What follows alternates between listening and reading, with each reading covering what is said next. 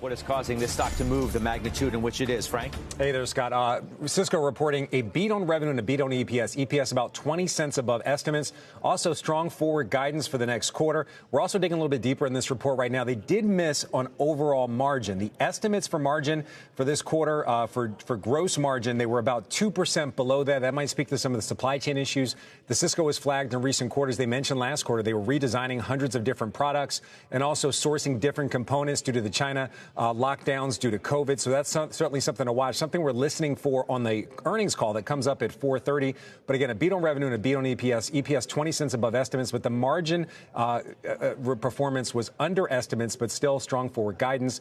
So far, we have not seen them flag anything about the dollar. They flagged a few quarters ago about a stronger dollar being a headwind. Haven't seen that in the report, but again, going to listen to it on the call, and shares of Cisco up after those beats. Back over to you. The call too, Frank. I would assume. I mean, on this easing supply chain issue, remember the last quarter at minimum, Chuck Robbins was on this network talking about what's taking place in China and the issues that a lot of big tech companies are facing. There was some expectation that maybe get a little ease on that. Was your reporting suggestive of that very fact?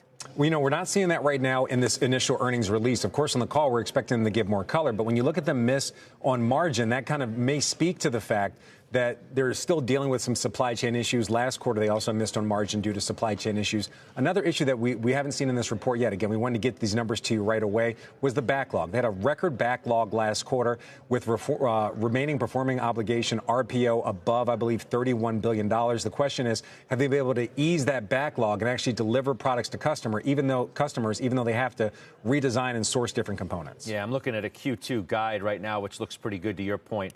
4.5 to 6.5% revenue growth in the next fiscal year. 4.1 was the estimate, so it's very much in line with what you're telling us here, and perhaps why the stock's looking as good as it is, at least at these moments. Frank, we'll see you again, I'm sure, with the headlines that you continue to go through there. But Cisco shares are up 5%. Josh, fact of the matter is, I mean, enterprise has held up pretty well through all of this. If supply chain is easing, if the China story is subsiding, at least the issues that were existent there, that's a pretty good scenario for some of these companies. Sure. And of course, it's case by case. But the supply chain is easing just in time for the demand to dip. So it's like, pick your poison.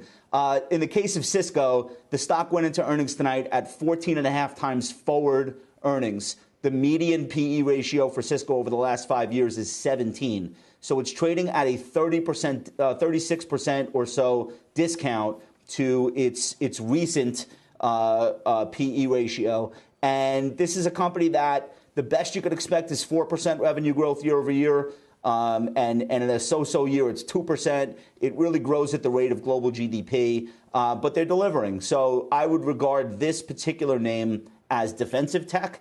And maybe that's why the bid that it's catching after hours will persist into the session tomorrow. Well, we'll see. I don't think that you have to be terribly worried about this story. We'll get back to sort of use your language. We'll get back to offensive tech